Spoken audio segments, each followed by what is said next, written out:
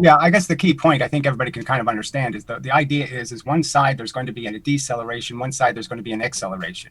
And the point is you're basically just converting those. So you're just saying the slow deceleration of the heavy object will create the high acceleration of the lighter object, and they will be in exact proportion if you have those distances exactly correct. So they're basically allowing you to do a Newton's cradle, okay, where Newton's cradle doesn't allow you to use uneven masses. This converter allows you to use uneven masses and completely transfer the energy from one object to the other object. Yeah, I'm just saying that obviously the experiment needs to be done. It should have been done 350 years ago. So the fact that these simple experiments have never been done, that we can't already know in advance what the answer is almost kind of funny, right? I mean, it's almost ludicrous that we have to now in 2023 have a discussion about what a lever does. So it's just kind of a miraculously bizarre fact. I disagree on that. That this thing had before it hit the bar.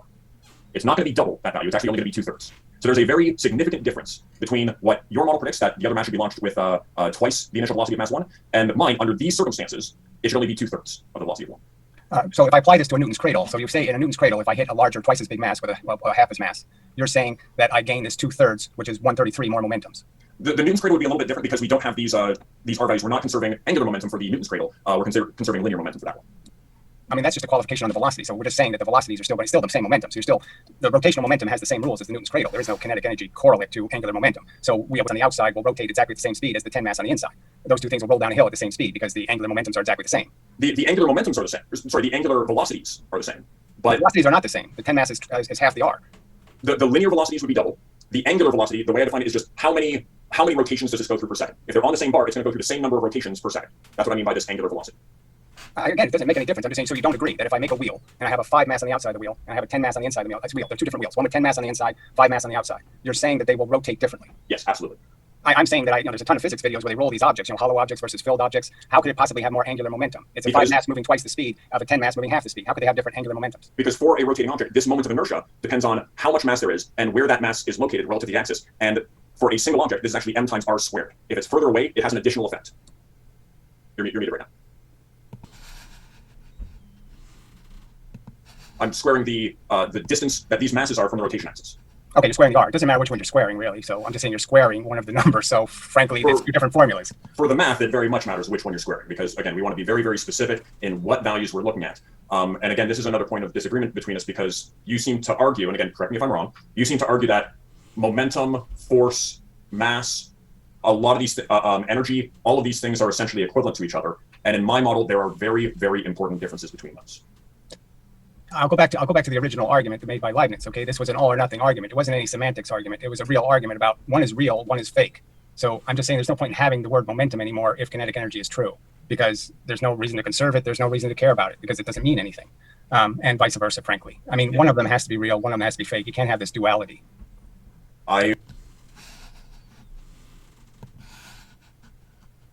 The masses clearly can't be what he says the masses are. I mean, so it was obviously for demonstration purposes. It wasn't a scientific experiment. But anyway, I don't want to argue, okay, that issue, right? We're going to say we're going to do this lever experiment. Now, my only qualification to how you're doing it is we have to do it with a 2 mass and a 2 mass. Okay, we have to do it with a half mass and a half mass. We have to first prove the lever conserves the momentum when the energies are the same. So here's going to be, I think, a bit of a sticking point.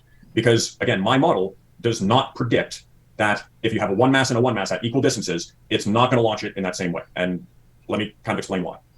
If we go to m1 equals, let's say m1 equals 1 is the same as r1 is the same as m2, everything is just going to be 1 in this equation. Okay? And we're also going to assume that this moment of inertia, it's small. We're going to say that the bar is very, very small. If I take these two equations, this conservation of angular momentum idea, we're going to get everything here. The only thing that's not 1 is just that initial velocity of object 1. And that has to equal this whole equation. M1 is 1, R1 is 1, so we get V1 final. M2 is 1, R2 is 1, we get V2 final. And when we identify that, okay, 1 mass stuck on one side, they're at the same distances, so V1 final, if this thing's rotating and they're at the same distance, whatever V1 final is, that has to be the same as V2 final. Which means I can take this and say V1 final is the same as V2 final, so that's 2 V2 final. So the velocity of object 2 at the end is going to be half the velocity that the original object had. All right, well, I'm just going to say, okay, I've done part of this experiment by oscillating a lever, and clearly there's no indication that there's any difficulty in this lever oscillating perfectly. And it couldn't oscillate perfectly if there was half energy being created somewhere, only half the momentum. Just point out that his own prediction was wrong, that He did the experiment with a spring even, and it didn't come out half and half. It came out, you did a full conversion. What you put in one side of the lever did come out the other side of the lever, minus about a 10% loss. Just 10%. The thing that was coming in actually came in and hit the lever. That's where the experiment that you're describing doesn't address this particular question. Right. So you're saying only half the force went into the oscillator. What I'm saying is, by the time when this thing hits the bar, by the time that thing's stuck in the bar, that object has slowed down, which means that that bar isn't moving as fast as it would have to for this thing to be going at full speed. It's not going to be moving as fast once it hits the bar as we started with. That's the point that I'm making. Yeah, well, my only counter argument to that is that's exactly the point I'm making, is that the deceleration on one side is perfectly going to match the acceleration on the other side. And it will half decelerate object 1, which means it half accelerates object 2. So again, you're saying it's half. I'm saying it perfectly matches the deceleration to the acceleration. There is no loss of energy. But okay, you're saying the typical teeter-totter doesn't really work. Okay, that we're losing half the energy every time it goes up and down. There's half the energy is being destroyed. If you jump onto it and have that kind of impact, yes.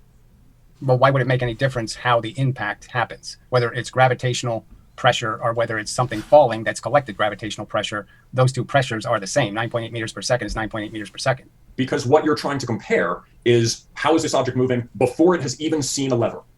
Before it's even seen the lever, how is that object moving, and how is that value going to correspond to how fast this thing was launched? Look, I'll grant your point. You're making a prediction. I'm saying I just want the test done. If you're going to do this lever test where you do a 2 mass against a 2 mass or a half mass against a half mass at the appropriate conditions, just to verify that you're conserving most of the momentum. And if you're not conserving it, then we can just stop doing the experiment because it's useless. Conserving it, then we can just stop doing the experiment because it's useless.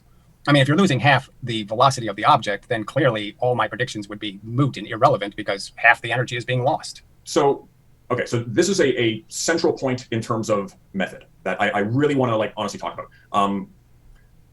Your model is making a prediction about how this thing would go if we have that 1-to-1 mass. My model makes a different prediction.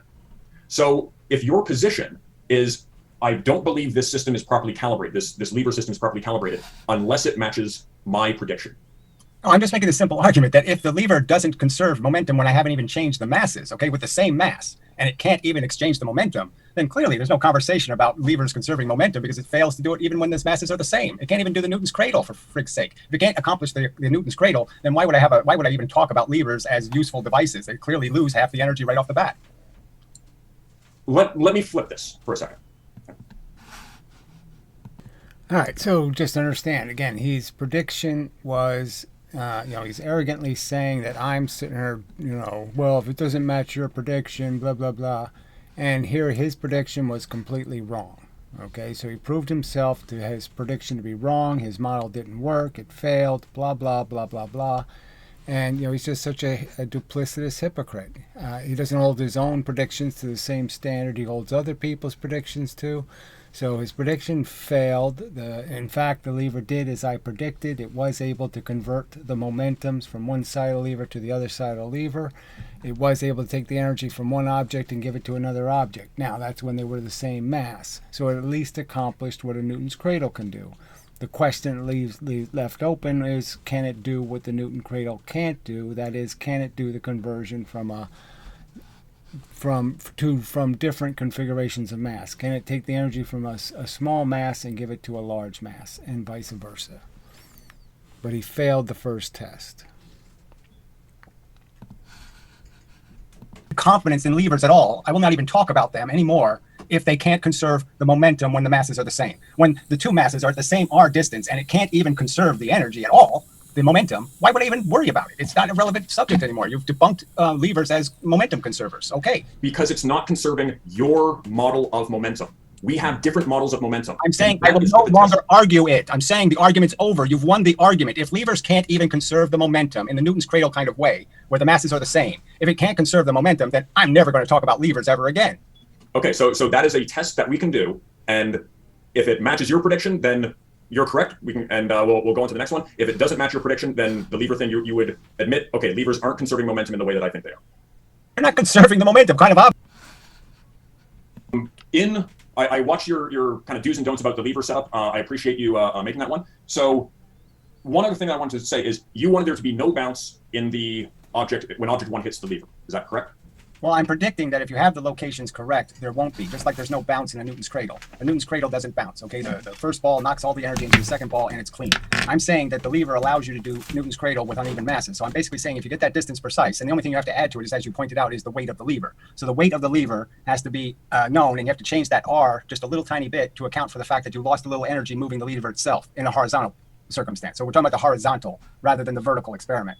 Okay, in the vertical experiment, you have a counterweight that compensates for the weight of the lever. So the lever becomes the lever becomes moot because of that counterweight. But in the horizontal case, you have no counterweight. So you do have to actually use some of the energy to spin the physical lever itself. So there's a tiny difference in the energy. So you'd have to move that R a little bit, but I'm just saying it shouldn't bounce. If you have those distances just right, the deceleration on one side, I'm saying, will perfectly match the acceleration on the other side, and you will accomplish the task of moving most of the momentum into the object. So object 1, if I made object 1 out of clay, and I did it again, making object 1 out of, I don't know, like Clay deforms permanently. So you're using the energy up moving the clay. So obviously you're not putting the energy into the object because the clay is moving. But again, the point that I'm making is there is some, it's going to depend on the properties of both the properties of the objects that I'm throwing at it and the properties of the lever. If I make the lever out of like some flexible material, there's going to be some bounce to that. Well, obviously we want to evade that. So I used aluminum, an aluminum rod, hollow rod. And so that was pretty rigid. So I'd argue it. Clearly, I pointed out that deformable objects are a non-starter. You don't want to be using stuff that bends or breaks. Well, again, the first experiment, in my opinion, is the 1-to-1 ratio. So the first experiment is to see how much of the momentum is conserved. Because if you can't conserve the momentum with the same masses, it gets a little bit pointless to talk about conserving it with uneven masses. Okay, and I'll probably do the full set, regardless of what the first one is, just so again, more data is probably going to be better. I don't think the bounce is a subject as long as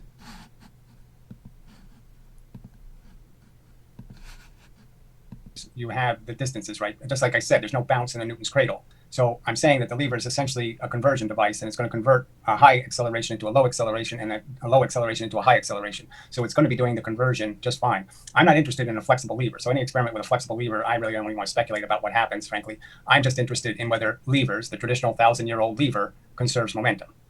Okay, fair enough. I'll still probably do that just partly for my own interest in seeing, am I making these predictions accurately?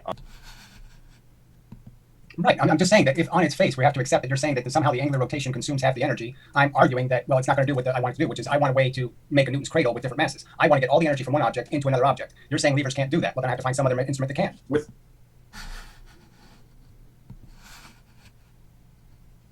reflect backwards.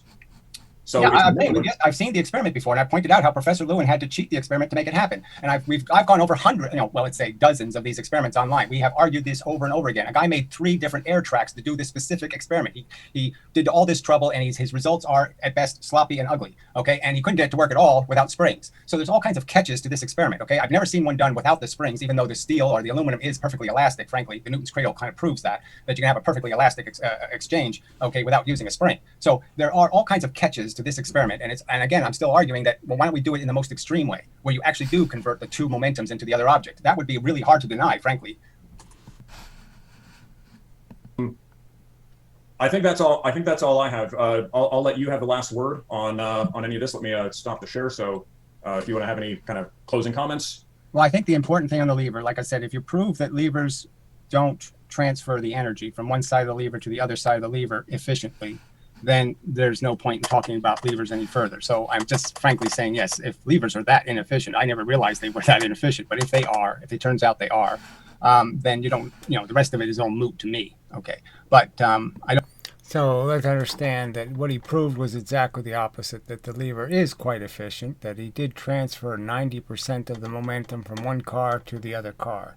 So he was able to duplicate a Newton's cradle pretty much.